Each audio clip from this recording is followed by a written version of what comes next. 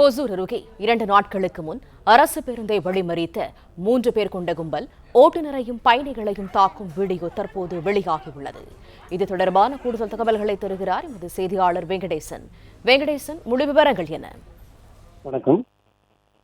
கிருஷ்ணகிரி மாவட்டம் ஓசூர் அருகே மற்றும் பயணிகள் மீது 3 பேர் கொண்ட கும்பல் நடத்திய கொலையுறி தாக்குதல் சம்பவம் பெரும் பரபரப்பை ஏற்படுத்திய நிலையில் தாக்குதலில் தொடர்புடைய 2 காவல்துறையினர் கைது செய்து நீதிமன்றத்தில் ஆஜர்படுத்தியுள்ளார்.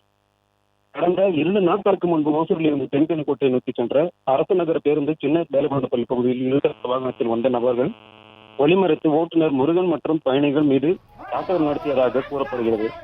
மேலும் சம்பவத்தை தடுக்க முயன்ற மற்றொரு அரசு பேருந்து ஓட்டுநரை பெருமாளையும் கொடூரமாக தாக்கியதாக கூறப்படுகிறது. தாக்குதலில் காயமடைந்த ஓட்டுநர் முருகன் மற்றும் பெருமாள் ஆகியோர் தற்போது ஓசூர் அரசு தலைமை மருத்துவமனையில் தொடர்ந்து சிகிச்சை பெற்று வருகின்றனர்.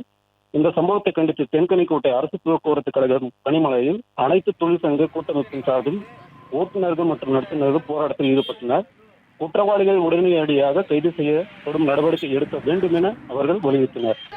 மேலும் குற்றவாளிகளை கைது செய்யப்படவிட்டால் அடுத்த கட்டமாக ஓசூர், தருமபுரி, தென்கனிக்கோட்டை உள்ளிட்ட பணிமனைகளில் இருந்து எந்த பேருந்தும் இயக்கப்படாது என அனைத்து கூட்டமைப்பு சங்கங்களின் சார்பில் எச்சரிக்கை விடுக்கப்பட்டுள்ளது.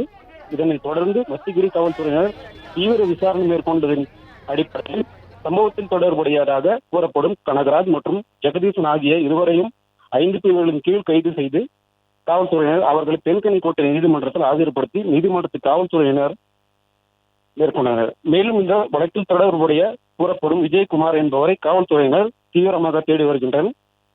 இதற்கிடையில் ஓட்டுநர் முருகன், விஜயகுமார் என்பவரை சராமரியாக தாக்கும் காட்சிகள் அடங்கிய வீடியோ ஒன்று சமூக வலைதளங்களில் வெளியாகி வேகமாக பரவி வருகிறது.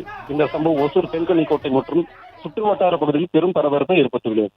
பிளே ஸ்டோர் மற்றும் ஆப் ஸ்டோரில் இருந்து பாலிமர் செயலியை QR கோடு மூலம் பதிவிறக்கம் செய்யுங்கள். செய்திகளை உடனுக்குடன் பெறுங்கள்.